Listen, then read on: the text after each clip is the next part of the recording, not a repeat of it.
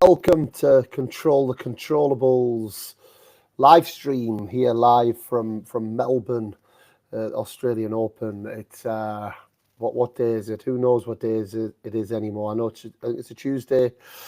We are quarterfinals day. We've had some big matches already today. We've had Alexander Zverev make his way through against Tommy Paul in a match that. Yeah, a match that lasted long old sets. Tommy Paul break up in the first three sets, actually won the third, lost the first two 7-6, served for the first set. But Alexander Zverev, as we talked about on the podcast leading into this, is just, yeah, he feels ready. He's got a feel about him. He's absolutely one of the top 3 or 4 in the world right now. He's the guy outside, I guess, of your Alcaraz, Sinner, and Djokovic. I'm now in the middle of watching, and I might give you some updates as we go. We got Novak Djokovic against Carlos Alcaraz in the match. We've all been trying to get tickets today for that match. Pretty much been told it was impossible. They put a certain amount of tickets out for coaches and players. I was hearing stories of people being kicked out the stadium if they didn't have a proper ticket, even if they had a credential. I thought, rather than go through that, I'll come and speak to you, lovely people. So please get your messages in. I'm in questions here to answer as many questions as you want. I'll be here for about 20 minutes or so this evening, talking about all things Australian Open. Currently, we have Carlos Alcaraz won the first set 6-4, and Novak Djokovic is 3-1 up. Now, is it gamesmanship? Is it serious? It's probably the first talking point. After the first set, Novak Djokovic went off. He'd been limping from about 4-all, 4-3 in the first set. He's now heavily strapped across what looks like maybe his groin area. And then proceeds to come out, hit a bunch of winners and go 3-love up in the second set. And I guess how many times have we seen that, right, from Novak Djokovic over the years?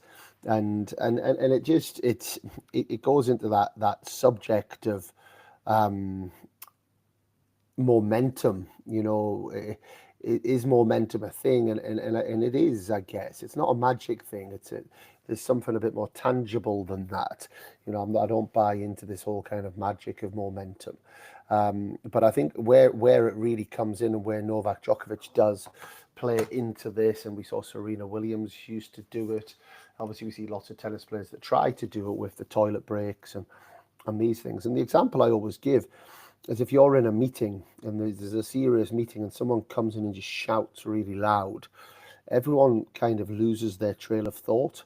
The whole kind of rhythm of that meeting changes, and then it maybe gives a chance for someone who's been quiet in that meeting to start speaking up.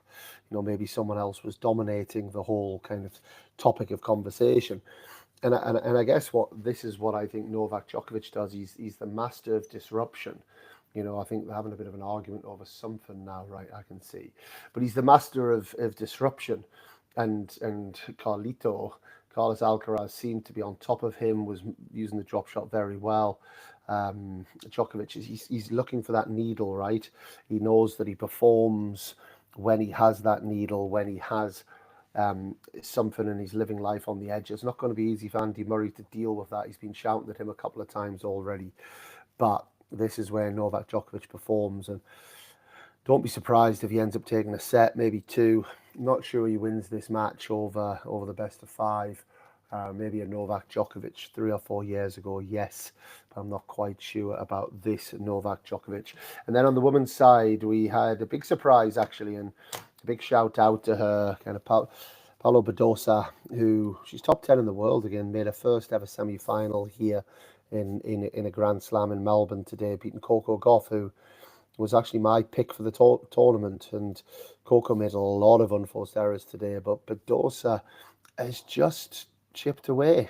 She's kind of, I know that her love life is played out on social media, but her tennis career, it feels like she's just got on with it. And all of a sudden she's top 10 in the world, and she's pushing to give herself a chance to win, or to win another, and to win it, not another Grand Slam, to win a Grand Slam. This is her first semi-final, and she'll be playing against Aryna Sabalenka, her good friend, who won against Pavlyuchenkova today in 3 sets. And Pavlyuchenkova is someone who hits everyone at the tennis because she travels in a group. And a little story for you, a bit of an inside story. She travels with this guy who, fair play, the most confident man in the world. He wears a different pair of pajamas every day, and always kind of satin silk pajamas. And today she was warming up for her match. He was on the bike next to her with these kind of loafers, maybe Gucci loafers. And today's choice of pajama was white satin, white silk. You might see him sitting in the box. He's always got kind of a fancy pair of sunglasses as well. And that's a great tournament she's had. At one point, she was really frustrating Sabalenka. It was 3-all in the third. So anyway, those are the boring events. The exciting event, the doubles. And I'm very proud to say that my girls, Gabby and Erin, are through to the semi-finals. You know, they've had a tough old ride this week, or this last 10 days, and you know, Erin coming back from an injury and maybe starting a little bit slow. Today's the first day. I've got a funny stat for you. So we got Erin and Gabby in the semis, and then we've got Erin and Mike Venus, who I now work with, in the semi-finals of the mixed doubles. And between those two teams, today was the first day in the women's doubles, out of all of the matches those two teams have played, where we've actually won a first set. In the mixed doubles quarterfinals, they lost the first set as well, 7-6. So I don't know what that says about the coach preparing the players for these matches, but they've lost they've lost the first set in every match bar one. Yet we've got 2 Grand Slam semi-finalists, or 3, in Erin and Gabby, and then Erin and Mike. So the way that's going to work now, you've got the semi-finals tomorrow of the mixed doubles. For Erin and Mike, they play Olivia Gadecki and John Peers, the Aussies. So expecting a big crowd, and a crowd against them tomorrow, the Aussies against the Kiwis. So that will be fun. If Erin and Mike win that, then the women's semi-finals will be brought forward to Thursday, because it's a Sunday final here for the women's doubles. If they don't win that, then the women's semi-finals will be on the Friday, and that's because the mixed doubles final is on the Friday. So a couple of little scheduling things for those that care about those sort of things.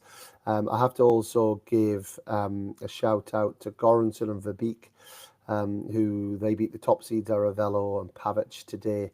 You know, I know Aaron's good friends with those boys, and they're, you know, college guys. I don't know about Verbeek actually, but Andre certainly was. Who they've been kind of hanging around 50-60 for quite a long time. You know, guys that are turning up every week, putting it in, putting the work in. And another great example, you keep knocking at the door. You keep knocking at the door. You just never know in this sport. And I love stories like that, and seeing the boys afterwards. They were absolutely buzzing, and rightly so. And they will be playing in the semi-finals against Beleli Varasori. And then tomorrow, British interest in the doubles, where you have Harry Heliavara playing alongside Henry Patton, obviously Wimbledon finalists and big CTC guests. They are playing their quarterfinal match, and also Lloyd Glasspool and Julian Cash, again CTC guests. So lots of CTC guests around. We've got our bucket hats. We had Gabby wearing the CTC bucket hat today in the coach's box. So lots of good stuff happening on the matches. I am going to get to some of your questions. If you do have any more questions, please send them in. A couple of little ones. Iga as well. We've got Iga Swiatek tomorrow, who her last 3 matches, 6-love, 6-2, 6-1, 6-love, 6-love, 6-1. Yeah, she looks pretty hot right now. So she will play in her semi-final tomorrow against Emma Navarro, who's been the opposite, right? She's done a Dabrowski and Routless. She's played crazy amounts of tennis. Madison Keys, who's on fire, plays Alina Svitolina, who's also on fire. So lots of great matches to look forward to tomorrow as well.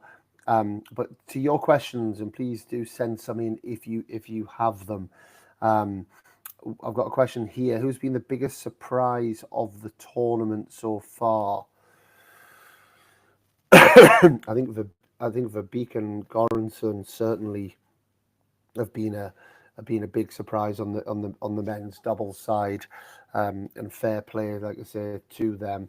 I think I don't want to say surprise, but Gail Monfils certainly for me does surprise me time and time and time again. He's 38 years old, done incredibly well to make the fourth round again. You know, winning lots of matches, winning in Auckland last week.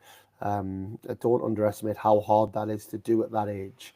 You know, and in the heat here in Melbourne as well, and in Auckland, he was struggling a little bit with the weather.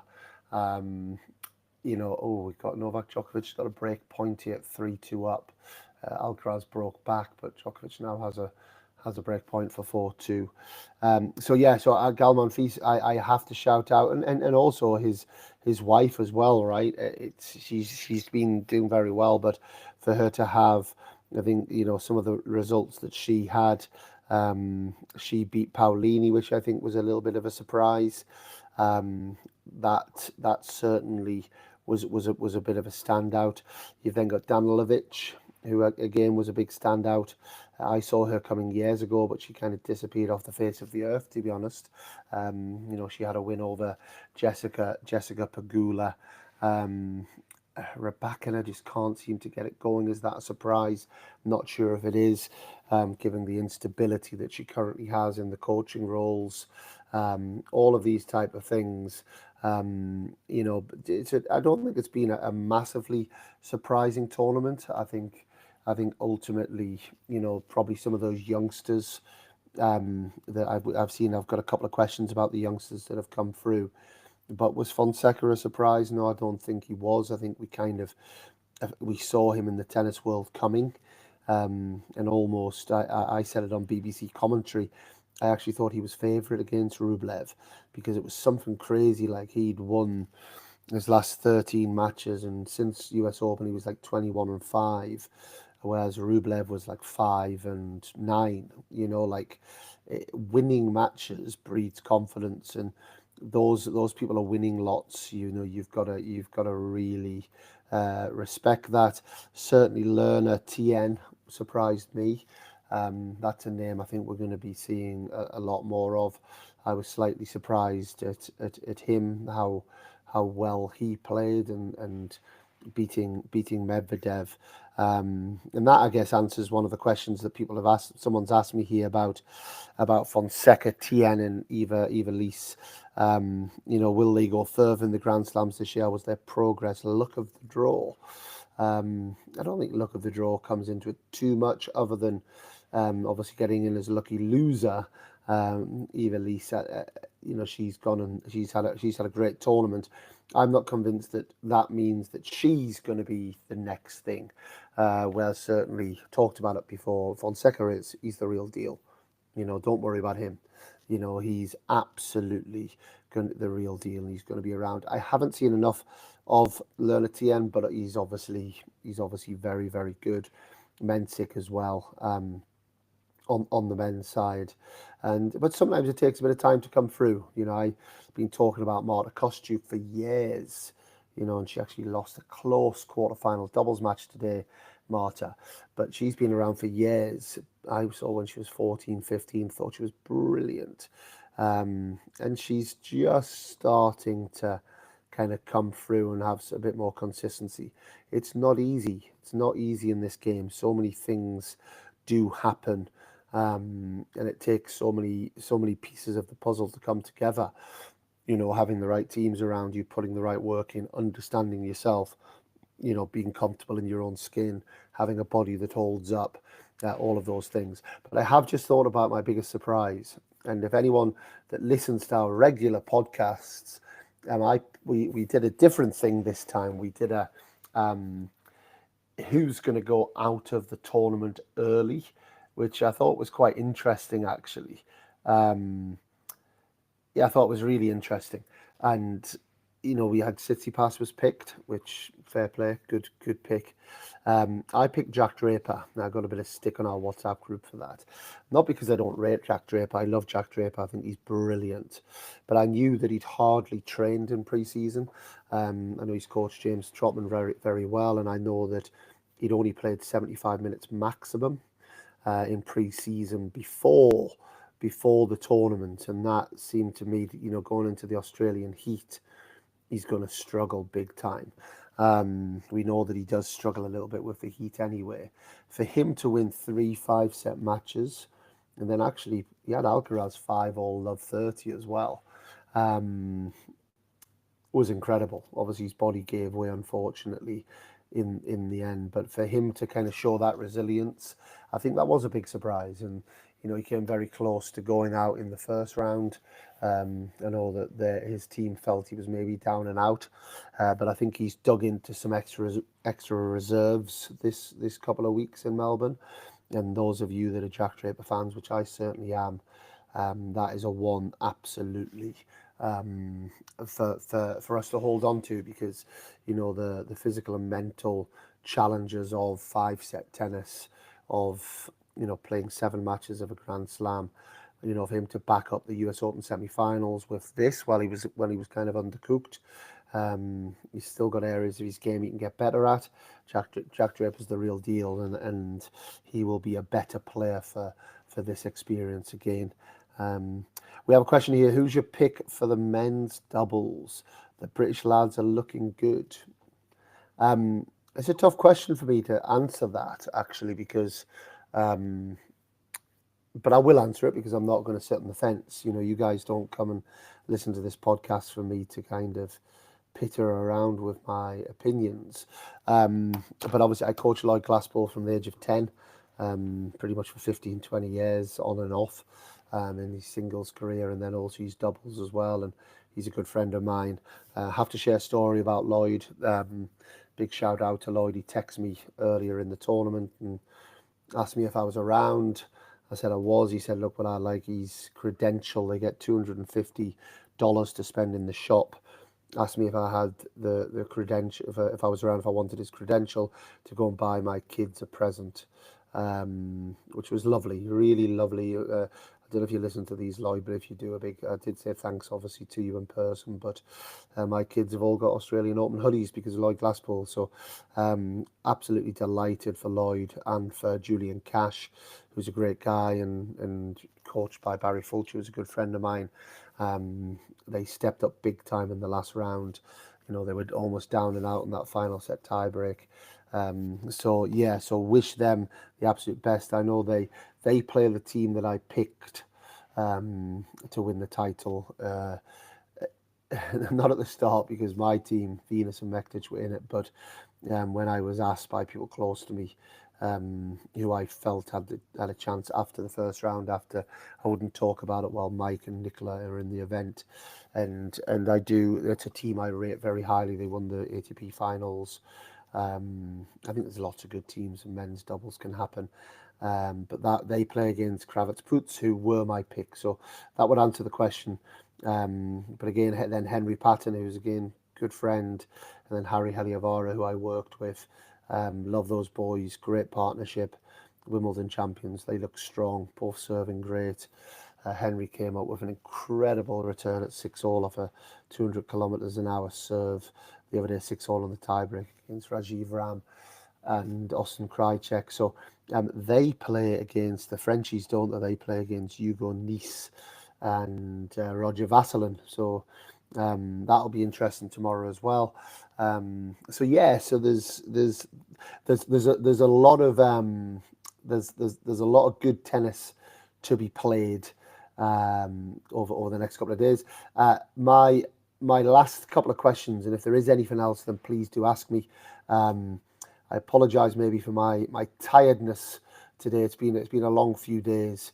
I appreciate maybe I'm not quite as energetic as I sometimes am, but thank you for jumping on.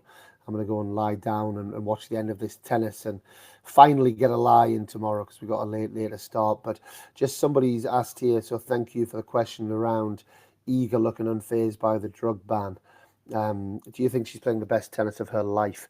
Poor, I think that's bold for someone who is as good, someone who is as good as Iga, who's won multiple Grand Slams.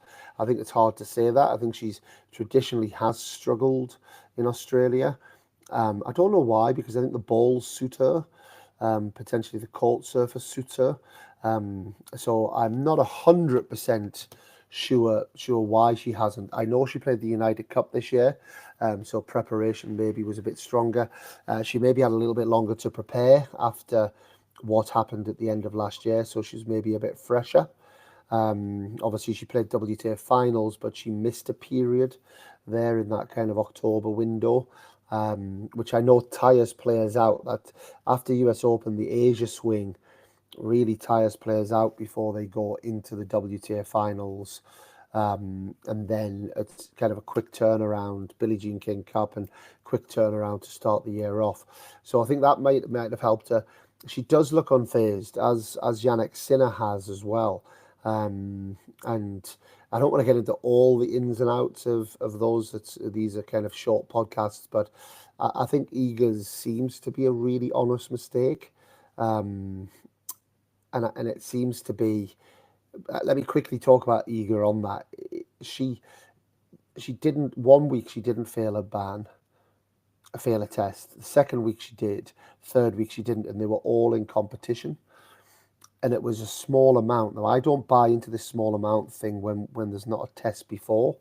So if I've had 10 pints of beer and I get tested 24 hours later, it'll show up that I've got a small amount in my system.